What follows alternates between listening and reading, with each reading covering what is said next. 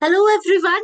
Again, good morning, good afternoon, good evening, depending on which part of the world you have joined us from. I am Priya Patra, the lead of Women PowerUp Network.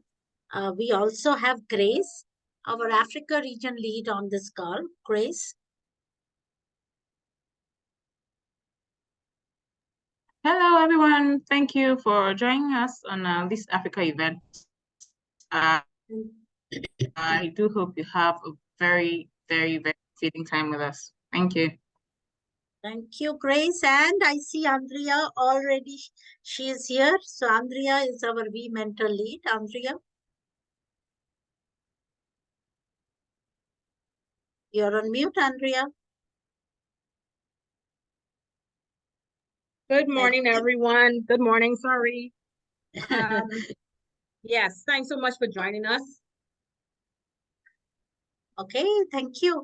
And we have Fanny, who is our visual thinker. We'd like to call her as our visual thinker. So, Fanny. Hi, everybody. Good afternoon from Spain. And yeah, I'm ready to do some graphic recording now. Thank you, Fanny. And we are missing Cecilia. She is our Latin America lead. She is traveling at this point of time, but yeah, she's here with us in spirit. All right. So please say hello to each other and let us know from where you have joined in today. The Menti code is on your screen, and I have put that on the chat as well. So yeah, let us know from where you have joined in.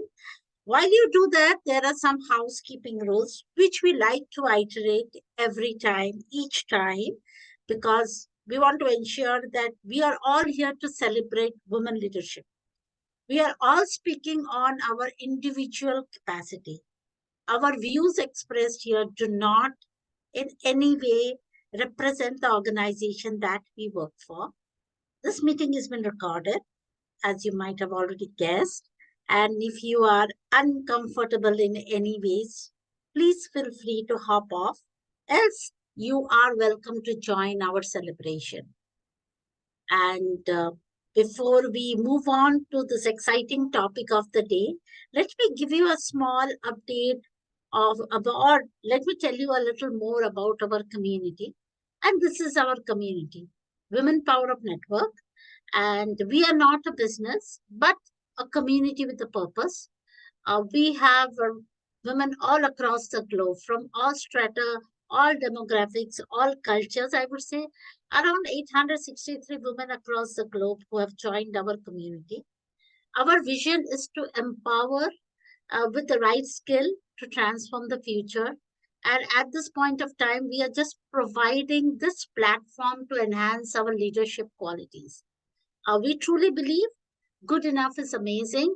And we really do not need to be an expert to support each other or power each other up. But however, when such good enough people come together, we definitely power each other up. And that's why our hashtags are We Power Up, and being good enough is amazing. And of course, together we rise. So, and before we move on, let us join our hands together for our partners. They are our community partners and who are supporting us for a couple of years now. Agile in Education USA, PMI Slovenia chapter, PMI Buenos Aires Argentina chapter, PMO officers, IAPM, Agnostic Agile Community. So please join their community, and Scrum Day London. Our technology partner is We Are Ready Now LLC. They do just lots of cool stuff in AR and VR. Please do visit their website or the LinkedIn page, and you will see, the amazing things that they are doing as of now. This is about our newsletter, Empowered. I don't see Alufunke on the call. Alufunke, are you there? Yes, I'm here. Great. Yeah. Hello, everybody. Olufunke here, editor at the Empowered. It's been an interesting one, and we're making progress with our newsletter subscribers, actually. I guess as at May or thereabouts, And I know we're getting on 3,280 subscribers. We've made progress, is what I'm trying to say, but we're striving for more, and we're looking to hit 5,000 subscribers before the end of the year. I hope that's possible with your help. I believe it's possible. So if you are on the call and you're yet to subscribe to the newsletter, the Empowered newsletter, I want to encourage you to do so. There's a lot of value that we get across on a monthly basis, actually. I will be dropping the link to the subscription in the chat box so that you can just follow the link and then subscribe to the newsletter. Also, something we always like to do is to invite you as a member of the community. It would be nice to have you featured in the newsletter in subsequent editions. We would like to see and to know you better and to share with the world what makes our members tick, all right? So yeah, thank you so much. I'll be dropping the links in the chat box. Yeah. Thanks, Priya. Yes. Thank you, Olufunke. And you have really, given a facelift to our newsletter. And we see subscribers growing day by day. Just 50 more, I think 48 more.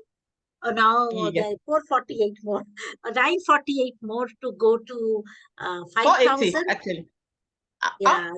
My math is not so good, but I know we are close. Yeah, we are close. It's 4,052 right now. So hopefully we'll make it. Yeah. Right. Okay. So yeah, thank you very much, Olufunke, for publishing this every month, 5th of every month. It pops up. I don't know. Yeah. I don't have to even look at it. I know it will be there in my inbox. Thank you. So amazing. Thank you very much for your contribution. All and right. we will talk a little about our last month's event, and it was on benefits management and value realization with Maria Sanson. She gave us insights into what organizations can do to ensure that we realize the value of the work that we do. We add value to our customers, and some tips and tricks how we can do that. The recording is on our YouTube channel. Please go visit and have a look at it. There is a visual summary that our Fenny has done for us, and I will showcase that for a moment here. And here it is, the visual summary. So it was an amazing session. So please go through and look at it, or you can always look at the visual summary to get a quick summary of what it was. And with this, I hand over the stage to Grace to invite our speaker of the day, Punza.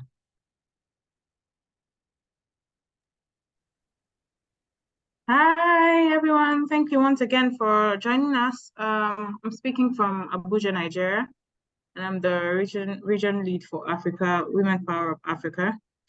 I'm delighted, beyond excited, to be introducing Funza Diani as a speaker for today. Everybody knows Funza as a very energetic lady, the one that loves to put women on the spotlight. She's easygoing. She's intelligent, super intelligent. She knows how to hold conversations for a very long time, and she's really put a lot of women in the spotlight. And that was one of my passion for bringing her on Women PowerUP Network, and actually, doing this for this month. I believe people that go far and beyond in putting women on the spotlight, empowering women, deserve their own place also in the spotlight. Funza has worked for over 18 years in the ICT sector, bearing different roles in South Africa. She's had a number of qualifications, both in leadership. She's one of the top 100 global women in leadership. She's one of the top 100 global women in leadership awards. She's the PMI lead South Africa. She's a VP Women's Forum European Marketing and Management Association. She's part of the G100 Mission Country Chairperson and she talks about a lot about positive masculinity. I mean, if you want Fumza to get the job done, she's always there. She can get you through to those top organizations there. You know, she's just an orator, but I would love to give her the space now to really introduce herself and let us get to know Fumza. But I'm highly delighted, highly pleased, fortunate to get her on this call today. And for the next 45 to 1 hour, we'll be listening to the beautiful, intelligent, super energetic Fumza Diani from South Africa. Welcome. Thank you very much, Grace. And there is no pressure there. So with all the nice things you've said, there is absolutely no pressure. So thank you very much once again to the Women Powered Up Network for inviting me to share my insights on positive masculinity. Priya, Grace, I have to give a qualifier. My aim is not to force my ideology on anyone, but to maybe give a glimpse of the view of our thinking when we talk about positive masculinity. So with what Grace has spoken about, maybe a little bit about myself. Yes, all these nice titles, but at the center of it, I think what is important for me is 3 things that speak to my brand. It's women, it's Africa, and it's tech. And those are the things I'm most passionate about. G100 mission is what I am viewing the lens of today, because I am the country chair for South Africa. And a little bit about the G100 mission is about 100 global leaders of women who are really set on intentionally progressing the conversations on women across the globe. So we come up with strategies. We have different offices, and the office I'm representing today is the Positive Masculinity office. So maybe why am I speaking to project managers and all these amazing women, intelligent women about positive masculinity today? I think at the core of it, just before I got on the call, Grace, I was saved by a LinkedIn post that said, when men are deliberately engaged in gender inclusion programs, 96% of organizations see progress. So at the center of it, it's really progressing our conversations, because all these years, it's been us celebrating Women's Day. We talk about women's issues. We acknowledge each other for awards on women. And most of the time, men have not been in the room to discuss, the problematic issues that we keep on talking about. We deliberate on our own. We talk about the boys' club. We talk about how they support each other, but we've never sat down to really glean in the lessons from them, to say, look, guys, this is what we see as your strong points. How do you help us to become better in these strong points? But more than anything, just to have men as advocates, they are still sitting in the powerful positions. I mean, if you look at the board representations, it's still predominantly male. If you look at the excos, I mean, it goes without saying, you guys deliver to these guys, and mostly it is really men that are there. So today's insight was also talking about too many organizations are still missing the mark on gender efforts, on gender inclusion efforts, because men are not in the room. We are always excluding them and not making them part of the solution, which is part of what we advocate for as the positive masculinity stream of G100. We're saying there are many approaches, and we have the feministic approach that says we must be included, we must bring policies, we must do all of these things. And we are the side that says, bring them around the table and let them discuss solutions with us. So I report to the office that is called Positive Masculinity, and it is headed by an amazing lady who is Dr. Pauline. Sorry about that. I'm just trying to remove part of my screen. Dr. Pauline is a chairperson, global chairperson. And her view really as a leader is to say, most of our issues as humanity can be resolved by magical conversations. And she is really so pro about having a number of these conversations. And why we call it magical conversations is it's the term that we use to really keep everyone engaged. It's to bring everyone into the room without, without making men feel like they're lesser than. into the conversation without making them like they are the problem, but to say we can jointly bring a transformative conversation when we sit and listen to each other without judgment, but we seek to find solutions where possible. She also goes to say where relevant honesty is shared without judgment, conversations thrive. And I will let you know later where we've tried these conversations and how, the outcomes of those conversations have been. Our mission is, of course, to engage and expand real synergy amongst potential women and men to co-create success. We've lived in a world that was ruled by men. We've seen over years how that has transpired, and we're coming into the world lately that is met with new challenges. We are dealing with new challenges that are not on the books, on the MBA books that were there before, where there was just a pyramid of needs, but we're dealing with complexity, we're dealing with issues never experienced before. And this is the area where we said both, all the respective views are important in finding solutions. Why is this important? Because it's not just a social issue, it's also an issue within the corporate environments. You ladies are project managers who are seeking solutions, and you are working within these same kind of patriarchal structures where you would have maybe a perspective sometime on certain things, but it is difficult to engage stakeholders because there is still this underlying thinking that women are talked over. We follow the guys are the leaders, and so on. It's also then to take maybe aspects of what you can take as lessons from this conversation to see what can be taken back into the organization. We have amazing stakeholder engagement matrices that you guys work on. But when we do stakeholder engagement with a bit of insight and a little bit of wisdom, the outcomes really become what we want.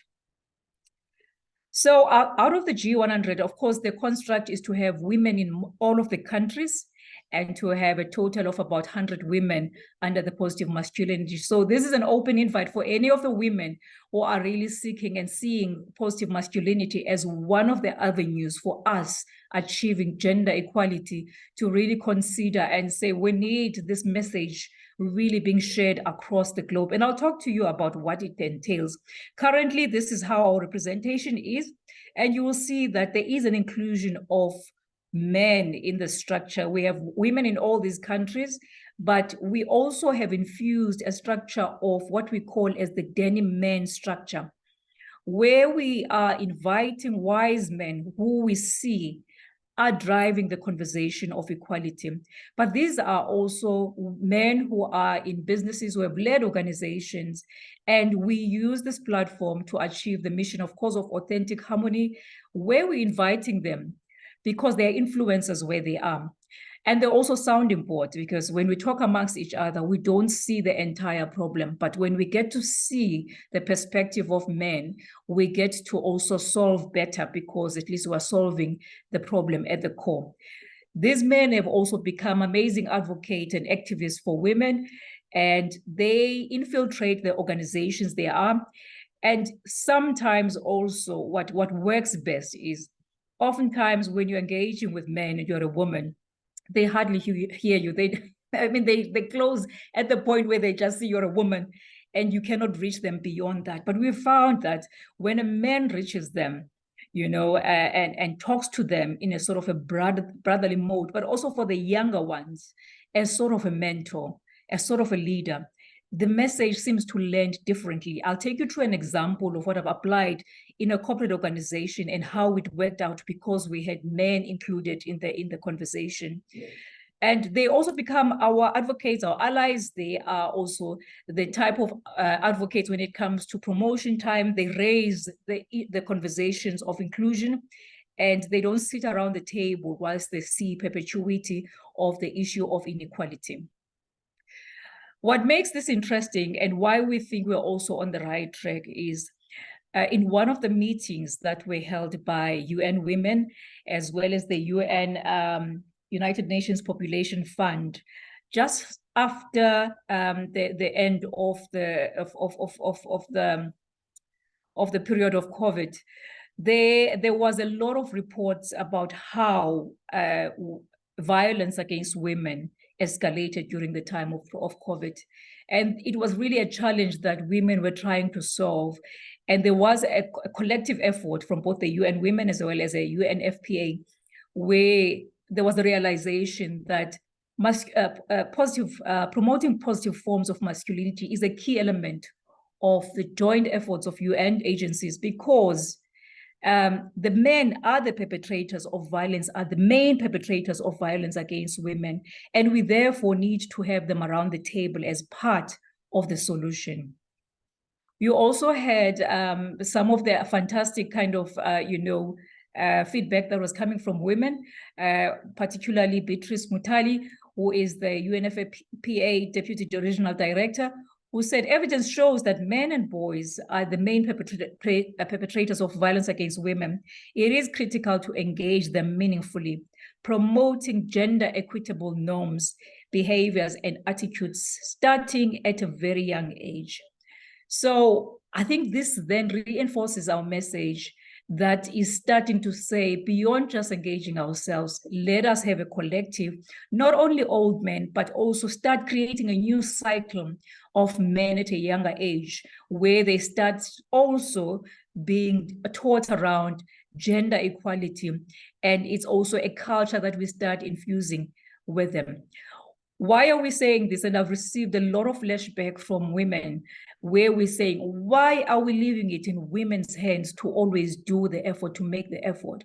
I think we're doing the effort anyway, but it's to try to have a multi-layered kind of approach of not only looking at the current, but also looking at the future generation that we're creating, because we have to be conscious as leaders that this is the world that we're leaving behind. Why is it important for you as a woman in a corporate environment? It's important because corporate mirrors exactly what the social culture is dictating. We may not be particularly seeing physical violence in boardrooms, but it's violence nonetheless. The fact that there is still a view that men can talk over a woman, that a woman with the same title, does not attract the same kind of power and influence.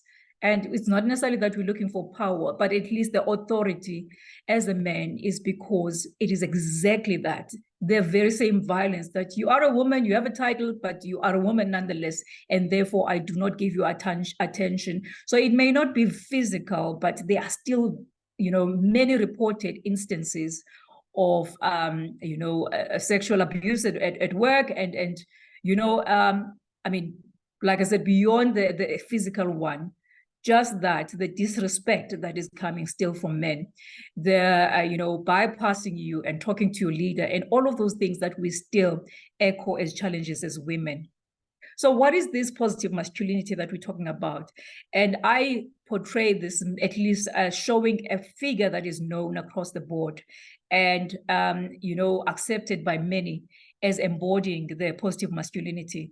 It's a way of expressing and embodying masculinity in a manner that is respectful, that is tolerant, that is equal, that is empathetic, and kind and non-violent. And this is counterintuitive to what we portray masculinity as callous, as strong and almost, I think in most instances, we're still showing that this is the man's world. They dictate, they talk, they command authority, and everyone follows. We're not saying that they need to show that, but we say at least a little bit of consideration where we open spaces to be inclusive, to be respectful. And these are the traits that we're encouraging men to really portray. And this is a different way to how often we engage men, where it's almost about shaming them and talking them as you men are always like this, but engaging positively and saying that, the source of growth and encouragement for men is through positive and showing them and teaching them about positive masculinity. And it honors humanity in others and serves the common good. So it's not based on violence, or it's not based on rigid stereotypes that we have about men. It's not based on domination, but it's based on men showing the vulnerable side to them with respect and empathy. And how do men show this? They show this in environments where they are allowed a platform to also air their feelings. They are allowed a platform to also talk about their misconceptions without judgment. And we actually allow them to, share what their perspectives are. And, in a loving and sort of encouraging way, we show also how to correct, certain misconceptions. And here it is not to say that every man is going to respond positively to that. No, the men are different. And I think the truth of the matter is on starting to break down the topic of men, that men are not all the same. There are men who are holding true to, of course, the fact that they are macho men, and they need to lead, they know it all and so on. But there's a number of men that we tend to polarize because of the worldview of them against us. And these are the men that we can use as allies, and we can also, look up to also influence the younger generation that is coming behind them. But it's also creating that base of men that are creating a new culture, and they are starting to say, when they see things that are incorrect, they're starting to voice them. And it's not quiet when you're seeing a woman disrespected in a meeting and other men are watching and they're all quiet. There's a very interesting conversation I had with some of the gentlemen in one of our webinars within a corporate environment, where I was asking, are you guys aware when we are being ridiculed? Can you perceive when someone is snubbing a woman or talking over the woman? Do you pick up the cues, or is it only us who see these things? And I was surprised when they said, we actually do see it. We just don't know how to respond to that. We don't know how to support, and we don't know that sometimes we can think that we are correcting, and sometimes we've received the lashback where women said, I can stand for myself. I don't need you to say that. So this is about how do we partner better in an environment that is open, that is encouraging, positive conversations. Now, I had a very interesting view of looking through how men and masculinity have evolved over the years.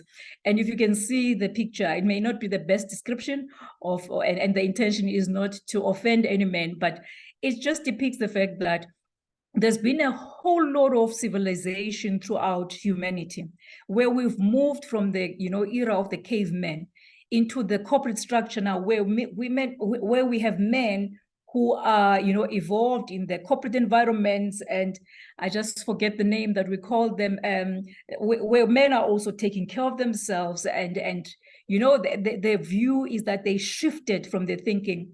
Yet in most cases, we have not agreed as society. What are the behaviors then that are suited to the evolved men?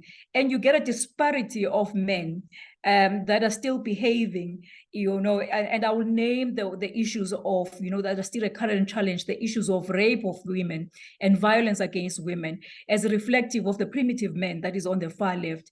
And you still also get men that are all embracing, that have evolved their culture within the context of their homes. They are inclusive, they know that the woman is the partner, but there seems to have not been a collective kind of agreement, even amongst men as themselves, on how do we take the whole masculinity conversation forward. And you find this in instances like this. So I had a quick chat this morning to say, what is positive masculinity? And these are the outcomes that I received, which are still very much reflective of how it is still the hardcore, a little bit of toxicity in some of the statements. And I was convicted to say, my son is going to go into the internet to check what positive masculinity is. And this is what he will learn.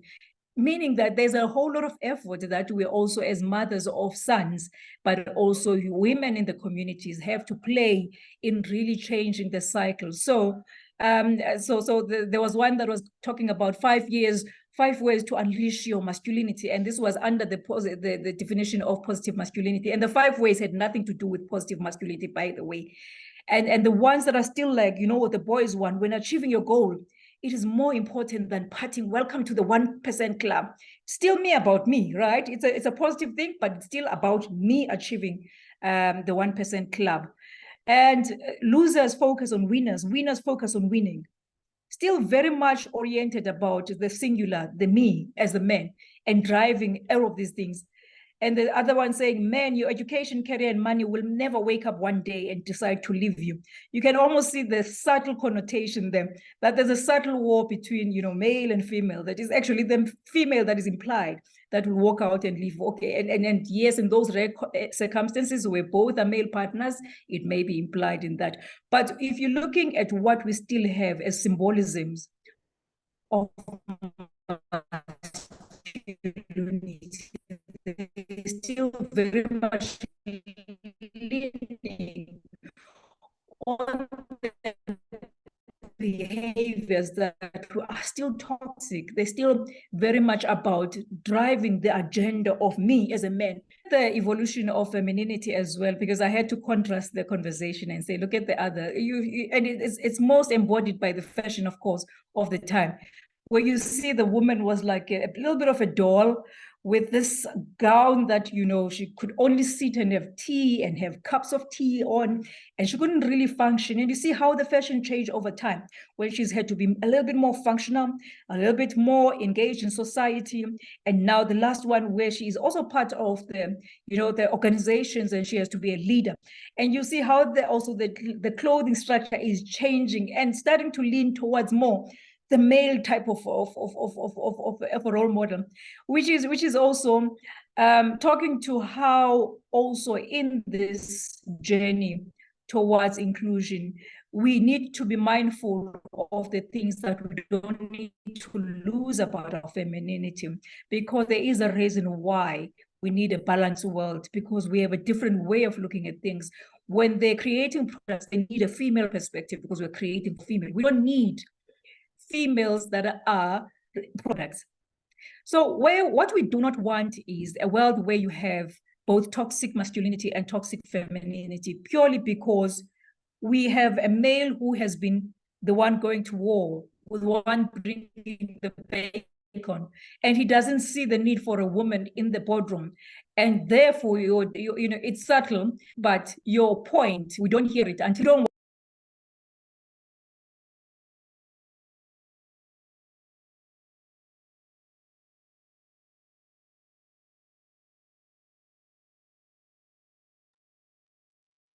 So I think she was having some internet connection issues. She's back. Okay, I'm back. Yeah. Sorry about that. So sorry. I think we're going through load shedding this side. Can you see my presentation still? Not yet. No, not yet. Yeah. Okay. Can you see it now? No? Coming up. Sure. Yeah. Okay. So as leaders, as wise women, we also are very much aware that we also don't want to create a culture of toxic femininity. We are here for progress. We're here for delivering on projects. We're here on, making an impact and being change agents. We need to guard against creating now that environment where, if you're not listening, therefore I will put my point across and start being, displaying also this toxic femininity. So it's become how we try to influence then the culture, because maybe you may ask about, okay, this is all theory, this is all concept. How do we bring it into the corporate environment? And how do you start, influencing the conversation? So how we've done it within the G100 mission ladies forum is we started what we call as the wisdom circles, where we invite both men and female, and we talk openly about everything that is affecting us, everything that is, and we bring topics on each day, hearing from both male and female perspective. And you don't be surprised, you still will find men that are displaying some of the, masculinity, the toxic masculinity kind of behaviors, because sometimes they're not aware. It needs the positive women to start to call out and to say, and lovingly, show that, what, this is one area where we feel that, you you invited as a gentleman into the table, but now you cannot now be overtaking the conversation, because it's natural for men, to just want to take over and lead in those instances. You know what change that does to that gentleman? Because they've been taught within a secure environment, they're able to take that back as a practice into a corporate environment and to start to shift their thinking, for the better. Because in the work environment, they're the boss, they are something else. No one is also, because we've learned to tiptoe across each other, no one will bring out that can you allow other people to also make their point? But it's then awakening that consciousness of these behaviors, similarly to women as well. What men perceive as the things that are intimidating to them, a platform where we can start talking about this. So what we set up when we start is we also set up some form of rules of engagement, where we really remind everyone to say, look, there's no judgment. This is how we resolve matters. We resolve them in communication and making sure that we resolve, misunderstandings. Everyone should walk away from there feeling valued. They should feel that they were heard, they were respected, and that they were trusted. Everyone's point of view matters. It's unfortunate that we work in platforms that just, discard certain people, and, they value others' opinions more than others. What we also do is to also share, some tips of what projects positive masculinity. So talking to men about listening, you may think that it's a normal thing, with men listening, but also with other women as well. But to encourage the discipline of active listening, of making people feel heard and share valuable contributions. So and each time we walk away from these conversations, we take insights at the end of the conversation where there's shared learning from anyone else. And everyone says, you know what, we thought this was just a meeting, it was one of those. But the fact that the environment has been conducive and open, it creates a little bit of a vulnerability for people to also, say their fears, talk about what concerns them about this equality. What is at the core of the problem, beyond the shouting, beyond the shutting down? What is at the core of the problem? And I'll make an example with this instance. So there is one wisdom circle, then out of the group I ran within a corporate context, and this was in the role I was in, with in a tech space, state-owned entity with government, protocols, the natural behavior of men being, dominant, and especially if then it's reinforced by the, the titles and the roles, it becomes that much magnified. And here's the interesting thing I did, and I'll tell you the most exciting thing. So it was in celebration of Women's Month, which in the previous, couple of years, we've had this Women's Month. We talk as women. We same issues. We need to be more mentors of each other. We need to support each other. And this time around, I said, guys, you cannot have isolated conversations. Let's bring them to the room and, promise them an environment of respect and listening and engagement. And we need to hear what's in their hearts. And it was, we thought it would be a dismal failure. And to our surprise, it ended up being such a shift, in a lot of the men, because we opened it up. So the panel was represented by 3 females, 3 males. And we invited also men and female as part of the audience.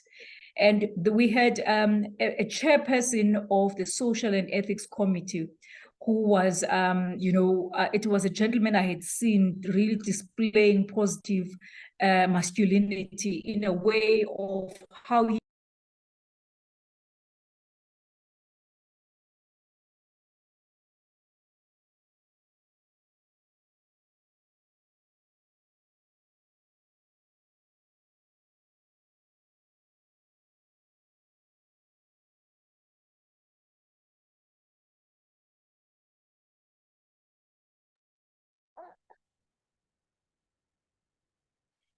Apologies, Priya. The internet is failing me today, but I'm almost done, I promise you.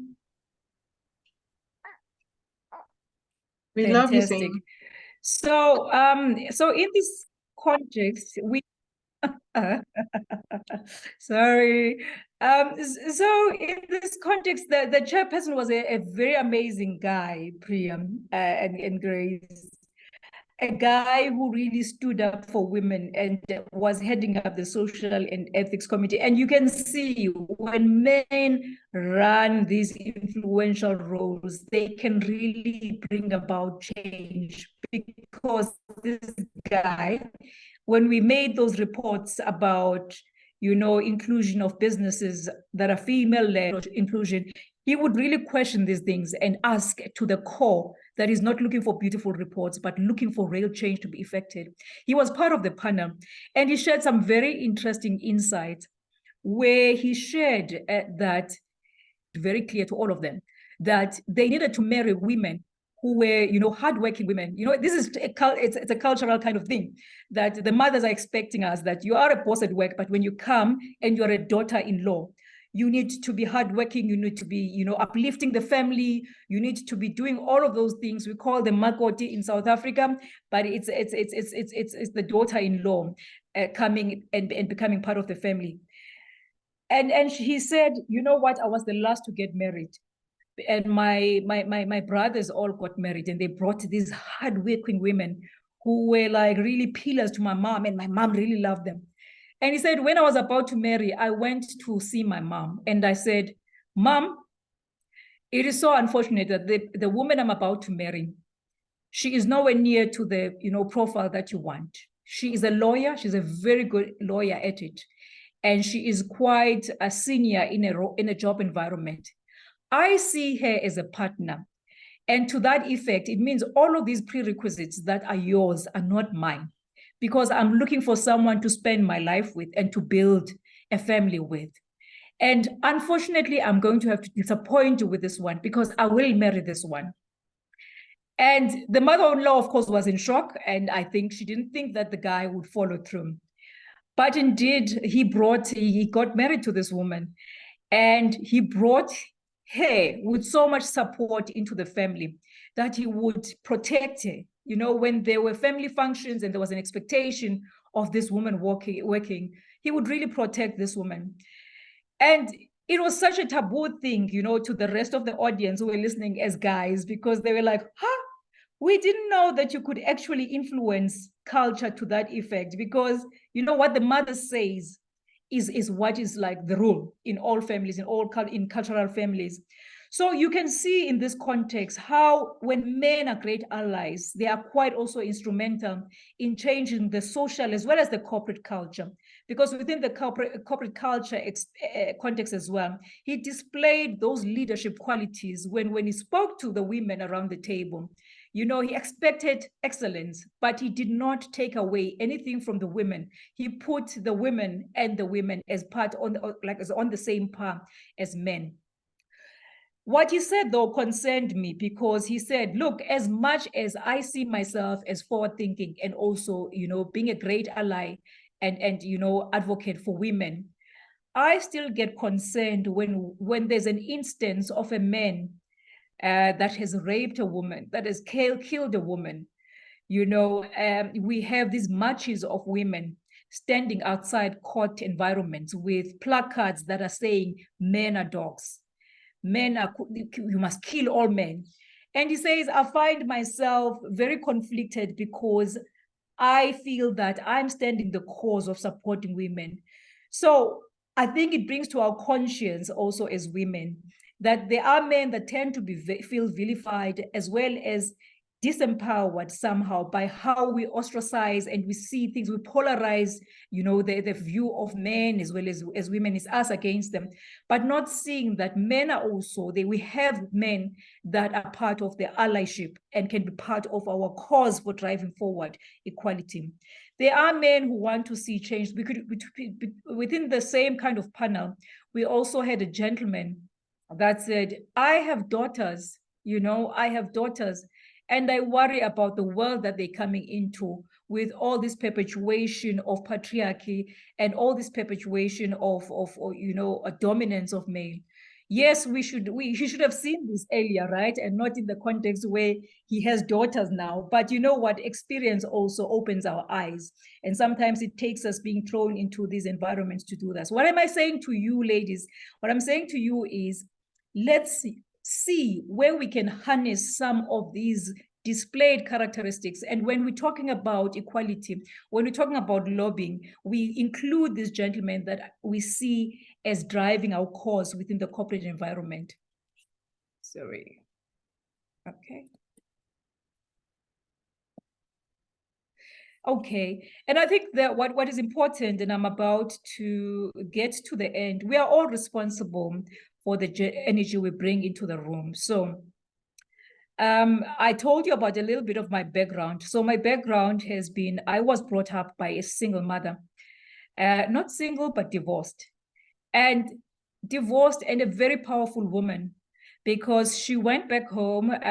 Culturally, this is normally what happens. You know, the woman goes back to home, and you know, she started building then the home where the mother was still, you know, living, and we had uncles that were still alive. And within this construct, I saw how powerful a woman could be, because she was the breadwinner within the context. At some point, all the uncles lost their jobs, and they were dependent on this woman who was bringing this, you know, single income into the home. And at that point, the family was as big as 11 people. How she did it, I still don't know how she did it.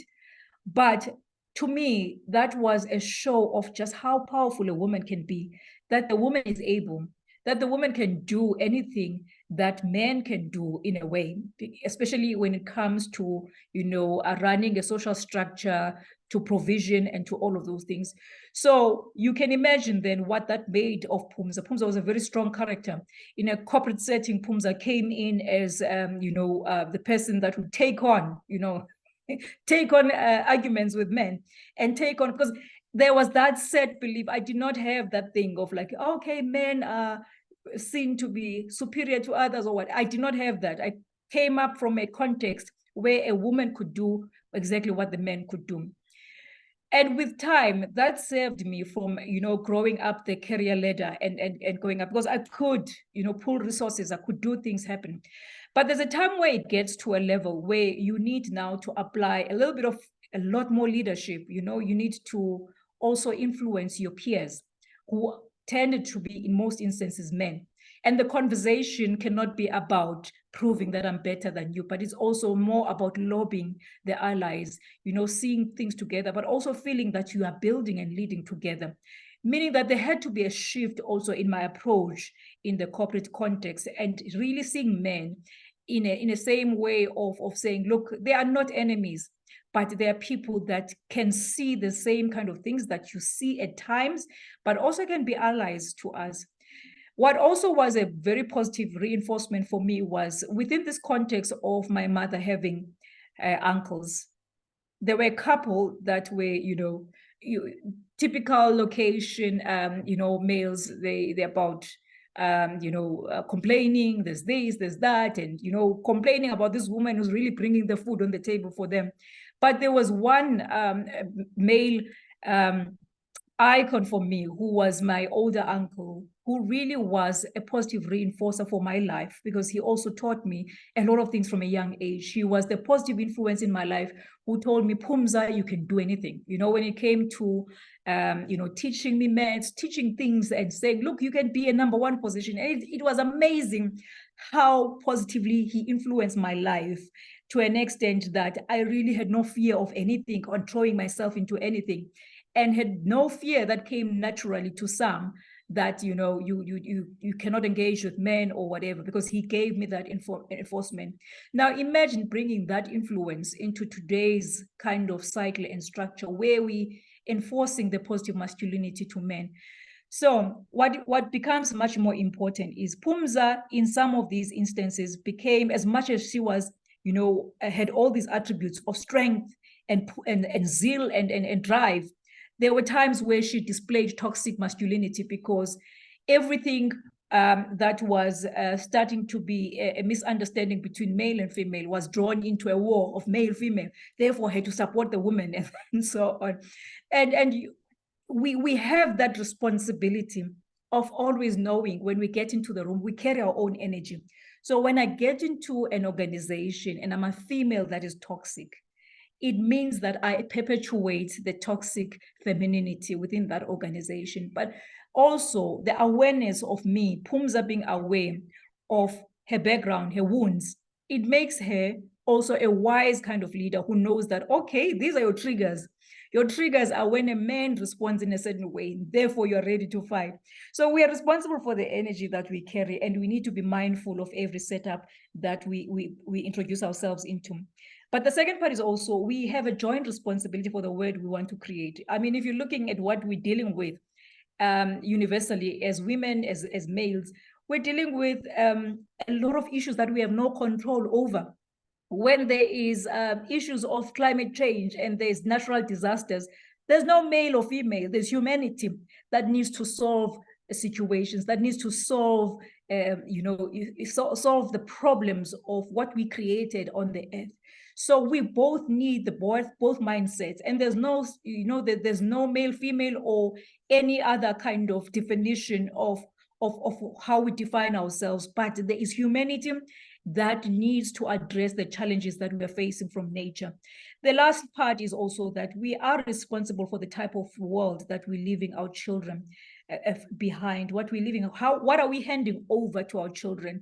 And when you look at what we're leaving behind, we're leaving children that are really, I don't know about your environments, because we're all coming across the globe.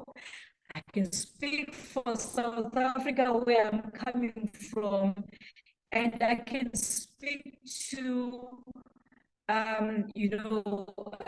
interviews I've done with women, interviews I've done with, mostly because I am focused mainly on the women agenda, but on the discussions that we bring with men, that we're leaving behind children that are scared, that are worried about the world they're leaving behind, that they are, they are being left with. And I wanted to share with you a very small interview I held with one of the young girls. We had a talk about the different generations of women, and we wanted to understand how women are viewing, male counterparts, when it comes to issues of equity and gender. So scared when I listened to this, and she's a powerful young woman. She's around 14, and she talks with courage. But when I look at it in context of saying, look, they still have to build the world amongst all the different genders. How are they going to see each other if there's already this kind of, there's this polarization of saying, I'm a girl for girls, and therefore I don't care about men. It's not really the world that we want to live in. I hope it will display on your side, and then just showing you how really we need to be responsible for the world that we're driving. I don't think it's showing, but I can share it with you, Priya, for later. Sorry. It's actually not projecting, but in essence, what she is saying is, she is saying that I don't care about guys. I don't have the luxury. I'm living in South Africa, where every day I have to worry about my life, and I have to worry about whether I'll live, or it's not about if I get violated. It's about when, and this is a young girl, 14 years old. And she says, I do not have a luxury of approaching men wanting to sit around the table with them to find solutions. I have to protect other women. And it's situational. She's growing in a different world to what we grew up in. Our context was different. At least we could still relate. I remember when we were young teenagers, there were still those things of like real love and all of those things. She's growing up in a world where men are shown as symbols of violations. Men are seen as symbols of suppressing women. And therefore it explains how she is looking at life. And is it solving the situation though, when we're looking at things like that? And if you take it in a corporate context, how are they going to work together when they're already seeing each other as enemies? It says then, it calls a kind of a view for all of us to really help guide the next generation and to hold this conversation as really urgent. What we're not running away from is men still need to do the work on their own. We don't have the responsibility of teaching men, and they need to also educate themselves about how they align also, they start evolving to be part of the positive masculinity. But what is important is also, as us as mothers, we also have that responsibility of reinforcing positive masculinity at the home to our sons, but also to guide some of our colleagues where we're seeing that, look, the intentions are good, but he's still saying the wrong things. When I mentioned to you the webinar and the panel that we did at work, and I think my first question to one of them was, what is the fear that men have really about this gender equality? And one actually said, no, we worried that women want to take over. Women just want to take over everything. And when there was almost an uproar from everyone, I said, guys, it's safe space. Let him say it, because he's representing what is in most men's head.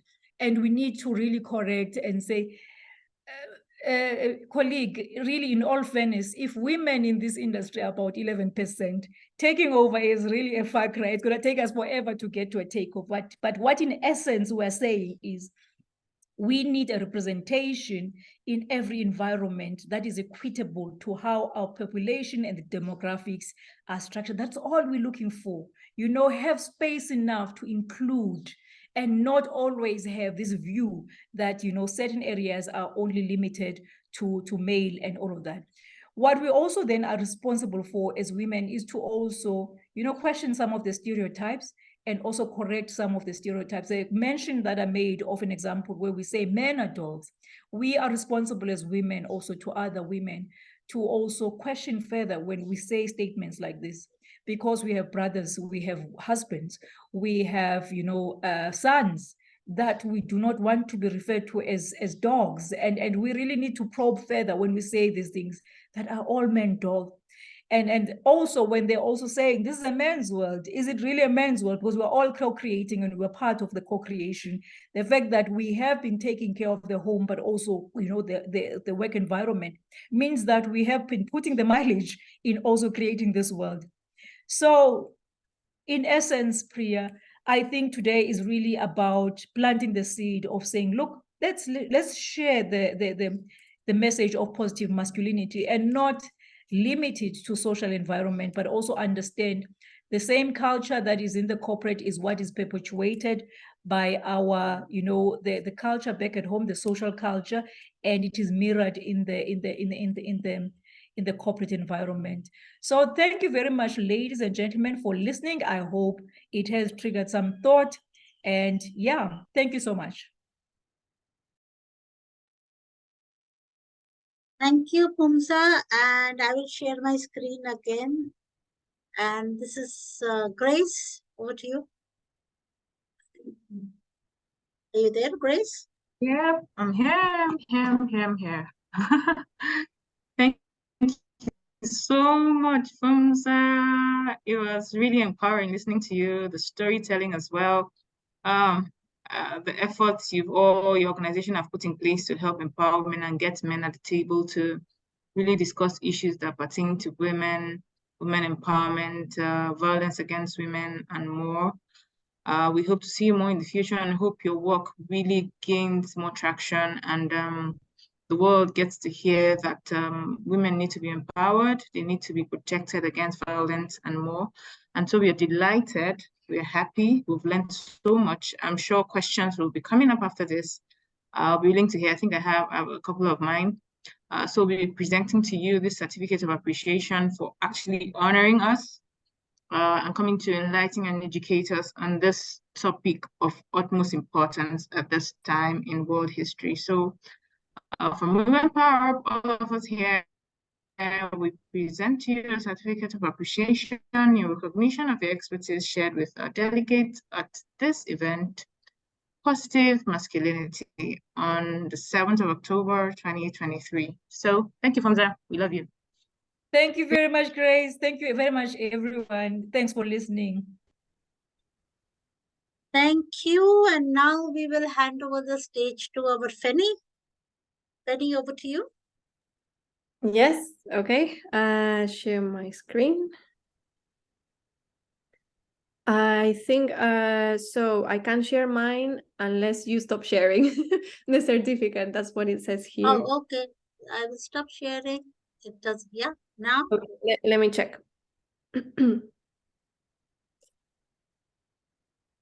Yeah, I think it's coming away. Yeah, there it is. All right. Well, so this is my contribution today. Thank you very much, Pumsa, for your knowledge, your experience, and everything. I was surprised and glad to also hear about toxic femininity, because sometimes, or most of the times, we take these conversations to the extremes, and none of those extremes is actually doing us any good. So thank you for also mentioning that. And and it's true that when we see this positive masculinity, we sometimes don't know how to react. So yeah, a lot of, food for thought, at least for me, and I hope for everyone else as well. Thank you, Penny, and that was amazing, as always. And Pumsa, we will send this to you for, as a recap, and all the attendees who have attended this session today. And before we wrap up, I will share my screen again to kind of launch our next event. And I'll hand over the stage to Andrea to talk about it. Andrea, you're there? Hi, good day, everyone. Hi.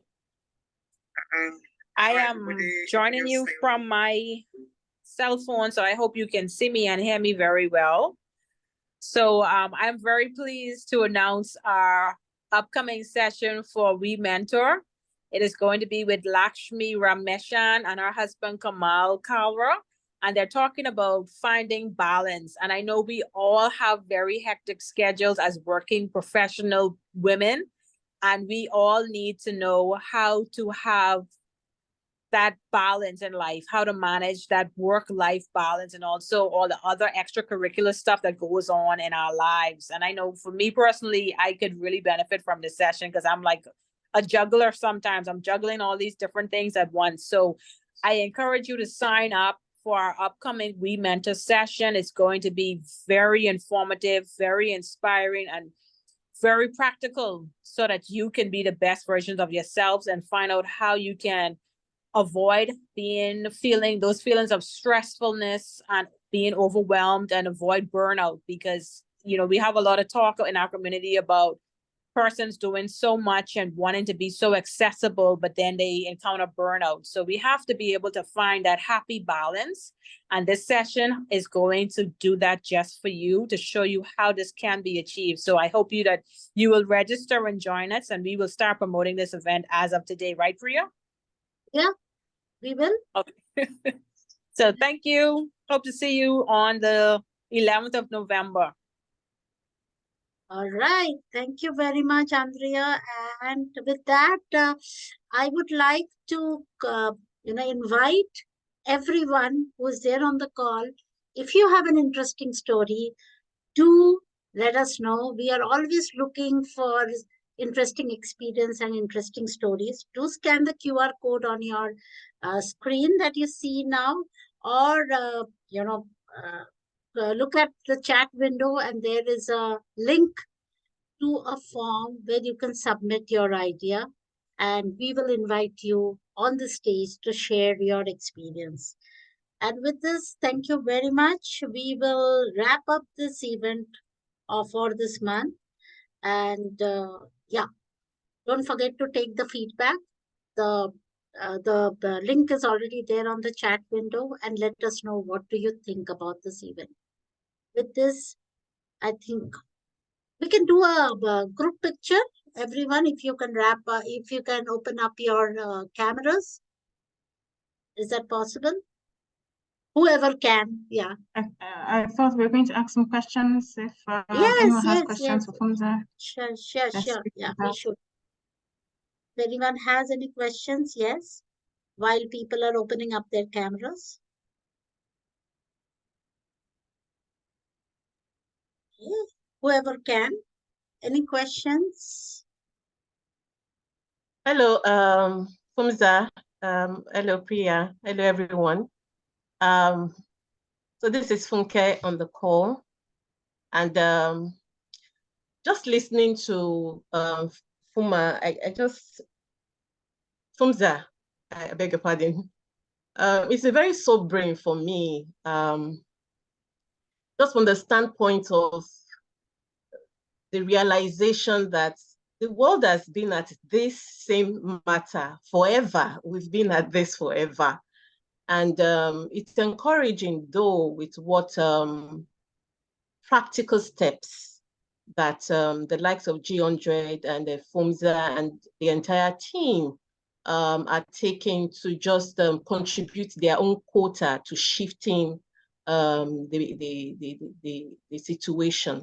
But my question is this: is there any magic wand, any strategy that can expedite this change? Like, let it happen.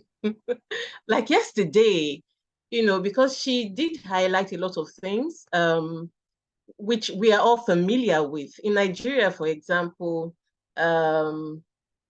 every sector, every institution, is that patriarchy is just so strong.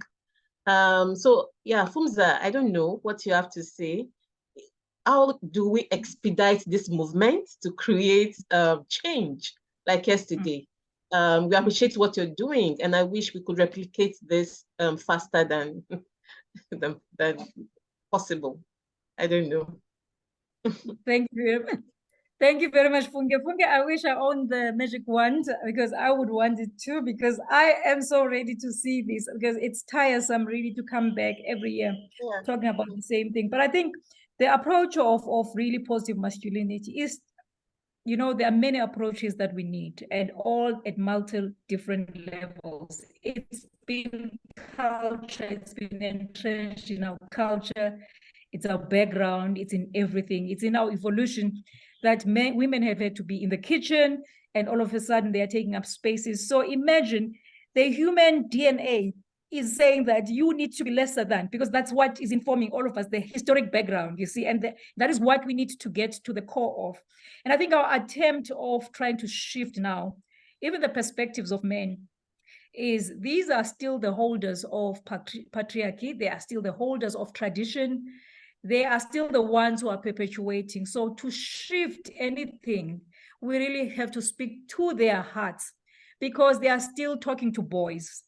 I mean, if you're looking in the cultural context, and I've been so surprised to see how most of the cultures mirror each other, I suppose, whether it's East or West, in a cultural context in African culture, men, when you come into a traditional event where they're sitting in the crawl, women are what, they're busy in the kitchen. Same construct, whether you're a CEO or anything else. When you come back home, you're expected to be like a woman in the kitchen, and the men are still sitting in the crown. This is where young boys get oriented into manhood. These are the conversations that form part of their belief system. And if it's still encompassed of all the men that are holding toxic masculinity, it is perpetuating that even in the next generation and the next era. So with creating a separation of saying, we are seeing some men becoming progressive, an example being this CEO, this chairperson of the Social and Ethics Committee, who said, I shifted culture. You know how powerful that was in that webinar, Funke? It was so powerful. Men came afterwards and said, wow, we did not think that you can do it like that. We didn't think that you can actually shift even the foundational things. Because no one questions anyone about culture. It's been done like this. And we all assume that to be men, we need to be like this, And I think that's why we think this part of approaching it, and it's not a one size fits all, it's not the answer for everything, but trying to shift the mindset of the men and harnessing that little bit of positive masculinity that we're seeing, and actually say, we support you, we're behind you, instead of saying, you're all dogs, by the way, whether you're trying or not. It can have a positive influence to many other people as they're coming. So there's this passion behind it, Ofunke, the same passion that you're saying, that says, look, we've listened to all the studies that says it's going to take more decades for, equality to be achieved. But we're looking at strategies where we can accelerate it. And this is one way that we're trying to push through. How you can do it? Next time, challenge the organization when they're holding sessions for women, for just purely women, and say, let's get men in the discussion. Which are the men that are taking over to become part of the mentors? Because we are mentors. Because as much as we hold the titles, we still struggle, right, with all these issues. But sometimes, can we get the spread of men also mentoring some of the women, so that we start, re-infusing this culture of positive masculinity? We are needing to also approach it from a solution perspective of saying we both are responsible. It's not only women who are responsible for parity, we all are responsible for parity. It's true. Thank you so much. Thank you for that. And really appreciate what you're doing, Funza. Thank you. Thanks, Funke. Okay, my question would be that of toxic femininity. I think I've come across, I read a lot of comments on social media, even though I don't do lots of social media. So I love to understand why people think the way they do, and what probably could be the reason why somebody could just drop a comment, such a nasty comment. And I remember sometime this very well-acclaimed proponent of femininity, this author from Nigeria, what's her name again? She's feminism. She talks a lot about feminism and femininity, and she has a lot of following in Nigeria. And then suddenly, one day, she just posted and said, "No, most of you are not feminists. You guys are just toxic. You just exude toxicity." And it was, all the men jumped in and were like, yeah. And she just said, "Oh no, you all are nasty. A lot of you are nasty, are just nasty, and that's not feminism." So, we've thought of feminism as being on the extreme a lot. I wonder how we can actually bring that balance, right? Is it in re-educating? Is it in just being, I don't know. But I think the message of feminism and femininity has just been, it's been taken to the extreme, really, in my own opinion. I don't know how we can bring back the balance. Seriously, we need a balance, male, females balance. That's my view. Thanks very much, Grace, for that. Look, I think there was a time and a need for it, because really it came at a point where women were not seen anywhere, right, in anything. And there was a need for that push to be heard, implement policies that are enforcing inclusion. So there's a time, there's a place, to drive these conversations. But I think as we're getting, more conscious of what we're creating, as leaders, you also then start to see that there could be, elements that are going to be detrimental to society, if we push too much for the extremes. I think, in all fairness, from the beginning, femininity was never driving for a takeover. It was saying we need equality. Maybe in the messaging we lost it, and in some instances, I don't think there was ever any intention of being toxic or, driving all of these narratives that are not necessarily, positive. There was always an intention to say, we're driving equality. We need to see women represented in the positions of power, and driving that messaging. Sometimes the push as well, because the system does push back, right? And the system does weave its way, in not really having the heart for change, and the very same things that we talk about, that we'll have all the beautiful and nice reports that are saying, we're changing, But are we changing? We are not changing. We're creating a revolving door. We have, we reported 50 women last year. We're reporting 50 women, but half of that are new women. Are we really changing and creating an environment that is conducive to change? You see, so it's really we need probably a little bit of a push towards the right policies being implemented, but also having those hard conversations to say, hey guys, let's be honest, we really need to see a balanced world, and we need to leave behind that balanced world. Yeah.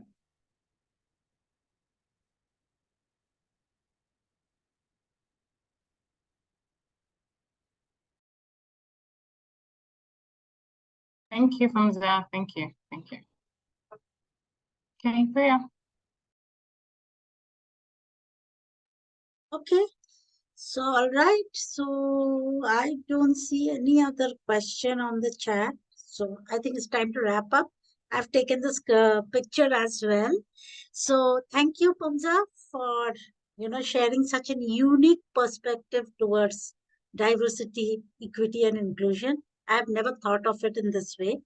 And definitely, I'm going to use some of the tips in my upcoming webinar, which is again a panel discussion on DNI. Some learnings from what I have taken from this discussion. People usually ask, how can men help, right? And this is what men can do to help us. And in fact, make a better, balanced world. And I think that's all from our side for today. If you have not taken the feedback, please do so. The link is on the chat window.